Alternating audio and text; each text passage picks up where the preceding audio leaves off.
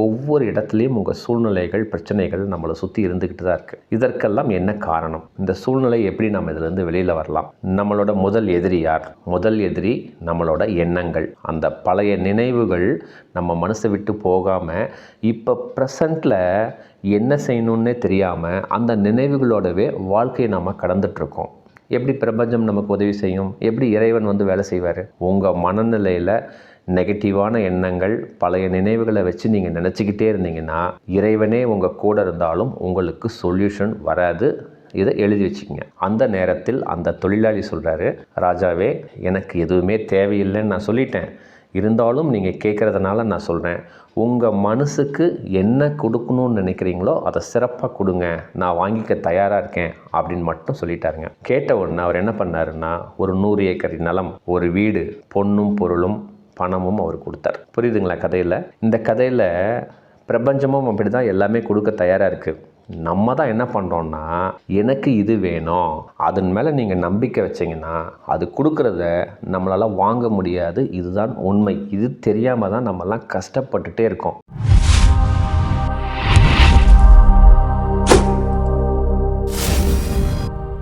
அன்பு வணக்கங்க. இன்றைக்கி ஒரு உண்மை சம்பவத்தை நம்ம பார்க்கலாம். அந்த உண்மை சம்பவத்தில் அவங்க எப்படி அதிலேருந்து வெளியில் வந்தாங்க, எந்த சூழ்நிலையை செயல்படுத்தினால வெளியில் வந்தாங்கங்கிறத சிறப்பாக நான் இந்த வீடியோனுடைய முடிவில் சொல்கிறேன். அற்புதமாக நீங்களும் செயல்படுத்துங்க. உங்களுக்கு ஏதாவது சூழ்நிலைகள் இருக்குது, பிரச்சனைகள் இருக்குது, அதுக்கு என்னால் சொல்யூஷன் தேட முடியல அப்படின்னிங்கன்னா என்னுடைய வாட்ஸ்அப் நம்பர் 9080274280 வாய்ஸ் மெசேஜ் பண்ணுங்கள். எப்படி நாம் அதிலிருந்து வெளியில் வரலாங்கிறத சொல்யூஷனை கொடுக்குறேன்.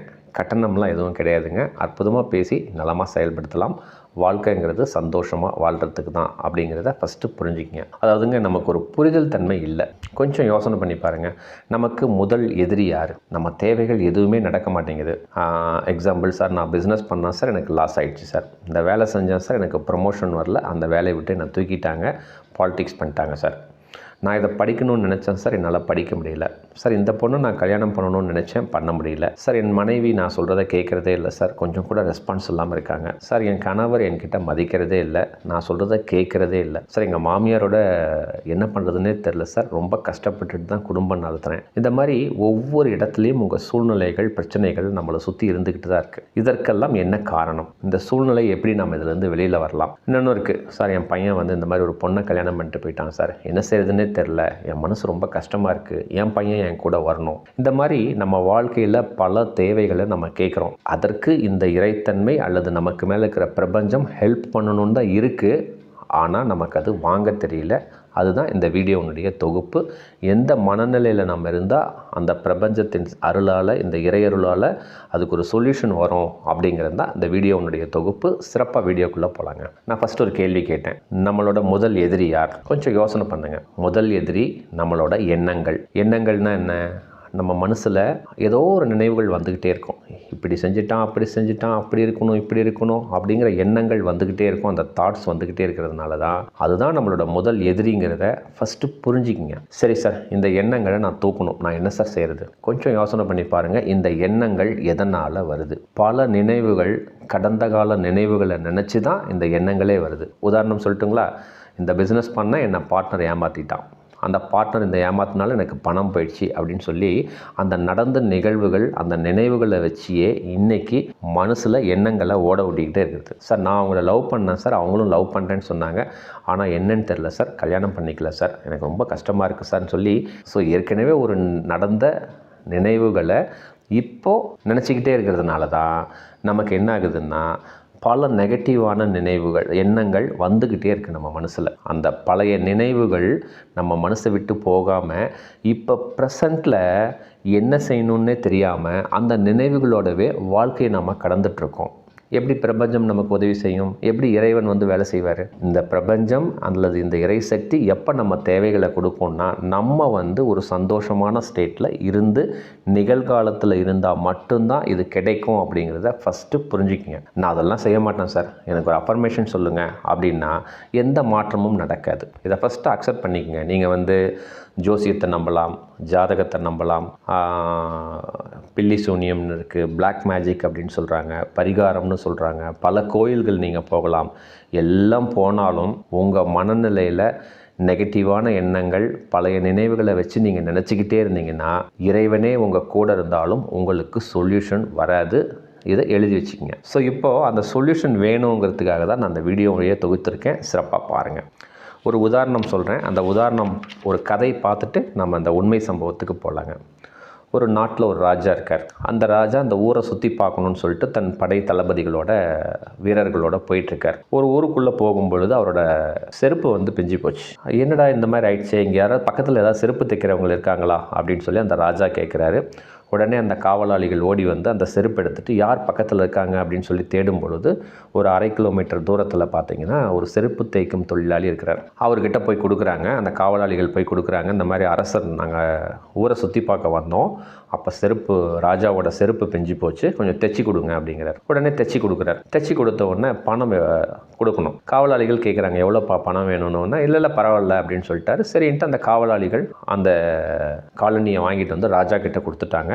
ராஜாவுக்கு ஒரே சந்தோஷம். பரவாயில்ல, இந்த இடத்துல எனக்காக ஒரு அங்கே ஒரு செருப்பு தைக்கும் தொழிலாளி இருந்து என் பிரச்சனைக்கு ஒரு சொல்யூஷனை கொடுத்துட்டாரு, ரொம்ப மகிழ்ச்சி, இறைவனுக்கு நன்றி. சரி பரவாயில்ல, அவருக்கு என்ன பணம் வேணும்னு கேட்டிங்களா, கொடுத்துட்டிங்களா அப்படின்னு சொல்லி காவலாளி கேட்குறாரு. அதுக்கு அங்கே காவலாளிகள் சொல்கிறாங்க, இல்லைங்கய்யா, நாங்கள் கேட்டோம், அவர் பணம் வேணான்னு சொல்லிட்டார், அதனால் நாங்கள் வந்துட்டோம் அப்படின்னு சொல்கிறார். உடனே அந்த ராஜா என்ன சொல்கிறாரு, தன் குதிரையிலிருந்து இறங்கி அந்த செருப்பு தேய்க்கும் தொழிலாளியை போய் பார்க்குறார். பார்த்துட்டு, ஐயா, நீங்கள் மிகப்பெரிய உதவி செஞ்சீங்க. ஏன்னா செருப்பு வரும்பொழுது இந்த மாதிரி பெஞ்சிருச்சு, வெயில் வேறு அதிகமாக அடிக்குது, நான் ஊரை சுற்றி பார்க்கலான்னு வந்தேன், நீங்கள் மிகப்பெரிய செயல் எனக்கு செஞ்சுருக்கீங்க.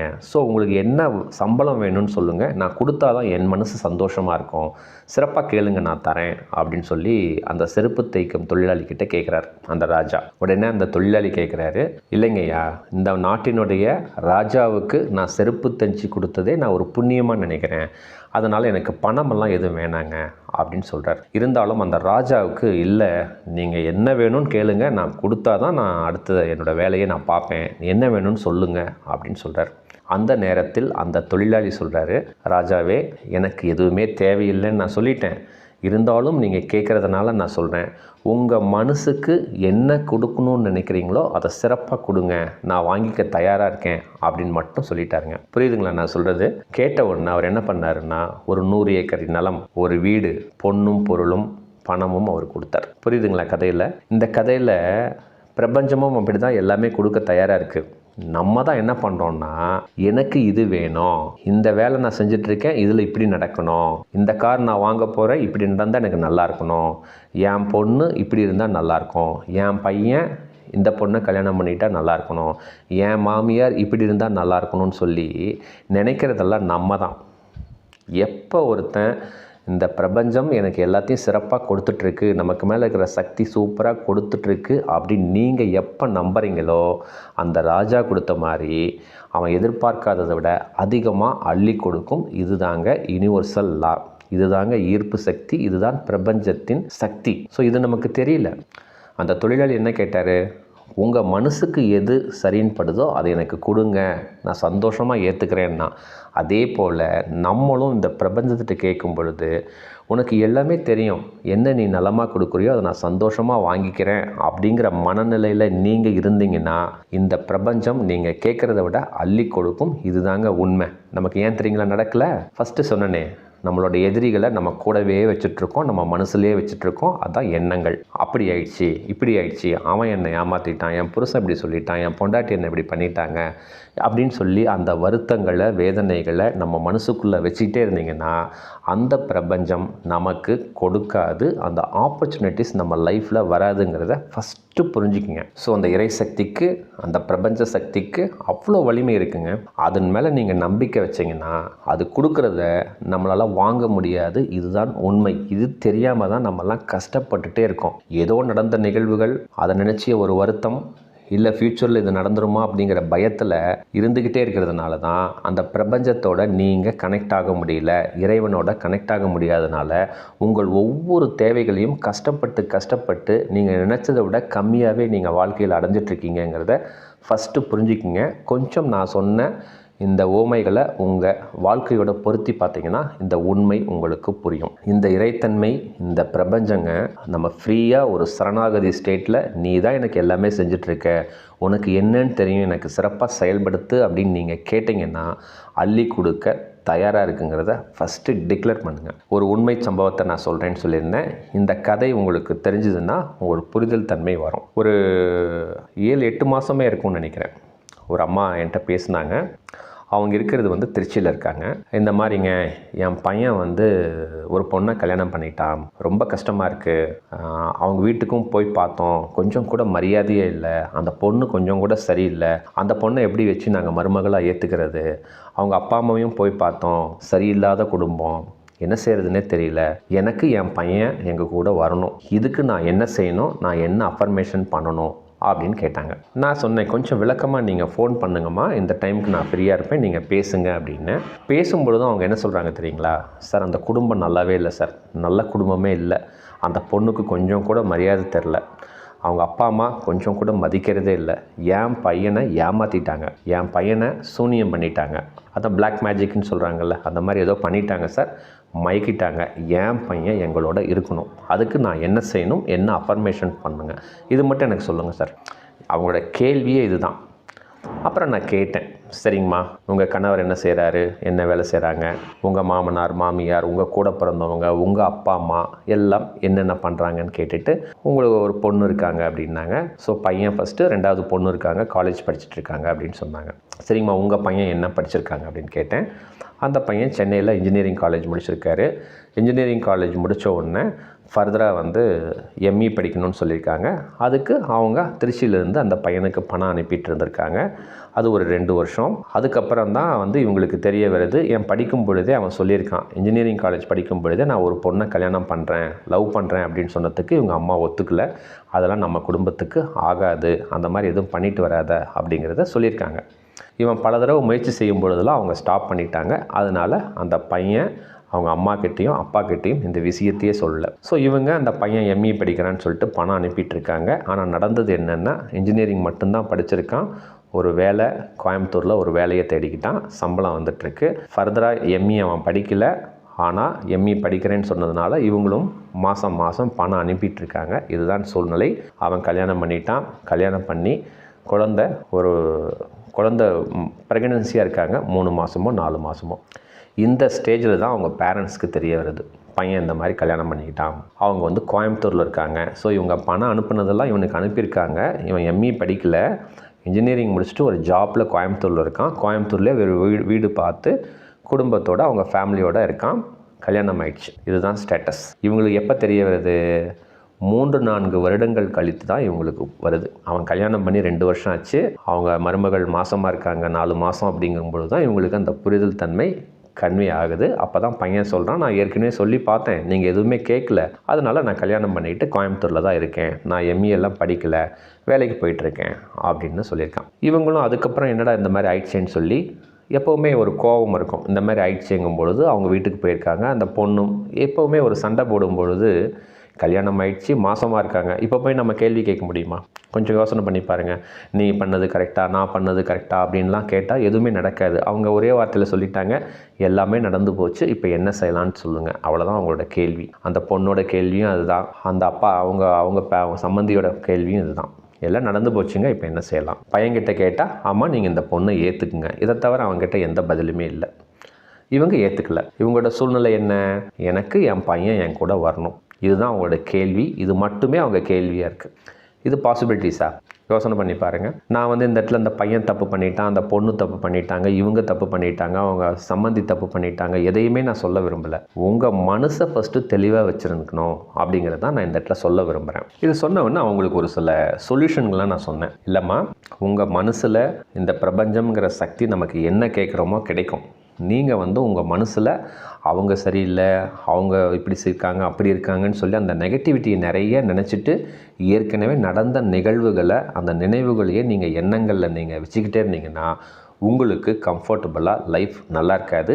நீங்கள் அந்த வருத்தத்தை, அந்த வேதனையை நீங்கள் எவ்வளோ தூரம் பிடிச்சிட்ருக்கீங்களோ அதே மாதிரி உங்கள் பையன், உங்கள் மருமக, அவங்க குடும்பம் விலகி தான் போகும். காரணம் நீங்கள் தான் அப்படின்னு நான் சொன்னேன். அவங்க சரிங்க, நான் சில வீடியோஸ்லாம் அனுப்புனேன், இந்த மாதிரிலாம் அஃபர்மேஷன் பண்ணுங்கன்னு சொன்னேன். அவங்க கேட்டாங்களோ கேட்கலையோ அவங்களோட கேள்விகள், என் பையன் என் கூட இருக்கணும், இவ்வளோ தான் சார், இதுக்கு ஏதாவது வழி இருக்கான்னு கேட்டாங்க. நான் சொன்னேன், பட் அவங்க அதை அப்சர்வ் பண்ணி எடுத்துக்கல. நானும் சரின்ட்டு விட்டுட்டேன். சரிம்மா, நீங்கள் உங்களுக்கு எதாவது சந்தேகம்னா நீங்கள் வாய்ஸ் மெசேஜ் பண்ணுங்கள், நான் உங்களோட பேசுகிறேன், பேசிவிட்டு அற்புதமாக செயல்படுத்தலாம் அப்படின்னு சொல்லிட்டேன். அப்படியே 1 மாதம், 2 மாதம், 3 மாதம், 4 மாதம் ஆகுது. அதுக்கப்புறம் ஃபோன் பண்ணாங்க. அன்னைக்கும் பார்த்திங்கன்னா அதே பதட்டம், அதே வேதனை, அதே துக்கம், அதே வருத்தத்தோடவே அவங்க பேசினாங்க. என்னங்கம்மா அப்படின்னு கேட்டேன். இல்லை சார், நான் கோயிலுக்கு போகாத கோயில் கிடையாது, ஜோசியம் பார்த்துட்டேன், ஜாதக பரிகாரம் நான் செஞ்சுட்டேன், அப்புறம் இந்த பிளாக் மேஜிக்னு சொல்கிறாங்கல்ல, அதுக்கு சில பரிகாரங்கள்லாம் செஞ்சுட்டேன். நான் இது வரைக்கும் ஒரு 2-3 லட்ச ரூபா செலவு பண்ணிட்டேன் சார், ஆனால் எந்த மாற்றமும் நடக்கலை. இன்றைக்கும் அதே வருத்தத்தில், வேதனையில், துக்கத்தில் தான் இருக்காங்க. பையனும் ரெஸ்பான்ஸ் பண்ணல, அவங்க மருமகளும் பேசலை. இப்படியே தான் ஸ்டேட் இருக்குது. ஆனால் இவங்க சொல்கிறது என்ன தெரியுங்களா சொல்கிறாங்க, என் பையனை அவங்க மயக்கிட்டாங்க சார், என் பையன் எங்களோட வரணும், என் பையன் ரொம்ப நல்லவன் தான் அப்படின்னு சொன்னாங்க. ஸோ 6 மாதத்துக்கு முன்னே என்ன ஸ்டேட்டில் இருந்தாங்களோ அதே ஸ்டேட்டில் தான் ஜாதகம், பரிகாரம் எல்லாம் செஞ்சுட்டு எதுவுமே எனக்கு கை கொடுக்கல. நான் என்ன சார் செய்கிறது, எனக்கு ஒரு சொல்யூஷன் சொல்லுங்கள். நீங்கள் ஏற்கனவே சொன்னீங்க, எனக்கு அது இப்போ புரியல, இப்போ கொஞ்சம் புரிகிற மாதிரி சொல்லுங்கள் அப்படின்னு சொல்லி கேட்டாங்க. அவங்களுக்கு என்ன சொல்யூஷன் கொடுத்தேங்கிறத சொல்கிறேன், நீங்கள் சிறப்பாக பாருங்கள். நீங்களும் உங்கள் சூழ்நிலை எதுவாக இருந்தாலும் எப்படி செயல்படுத்தணும், நீங்கள் இந்த இறைத்தன்மையோட இந்த பிரபஞ்சம் தான் நமக்கு எல்லாமே அப்படின்னு நீங்கள் செயல்பட்டால் உங்களுக்கும் 100% ரிசல்ட் வரும். அப்போ நான் கேட்டேன், ஃபஸ்ட்டு நம்ம ஒரு பிரச்சனை நடந்துருதுன்னு வச்சிங்களேன், நம்மளோட மனசு எப்படி இருக்குன்னா மற்றவங்கள ப்ளேம் பண்ணுறோம், அதாவது மற்றவர்களை குறை சொல்கிறோம். இந்த பிஸ்னஸில் லாஸ் ஆகிடுச்சுன்னா என் பார்ட்னர் ஏமாற்றிட்டான், என் வேலை செஞ்சவன் ஏமாற்றிட்டான், பொருள் இந்த மாதிரி ஆயிடுச்சு, ஆர்டர் கொடுத்தவன் என்னை ஏமாற்றிட்டான். இது இயற்கை. ஒரு கணவன் மனைவி பிரச்சனைன்னா என் மனைவி சரியில்லை, மனைவி கணவன் சரியில்லை. இதே தான் இந்த பிரச்சனையிலையும், அந்த பொண்ணு சரியில்லை, அவங்க அப்பா அம்மா சரியில்லை, என் பையன் ரொம்ப நல்லவன். புரியுதுங்களா?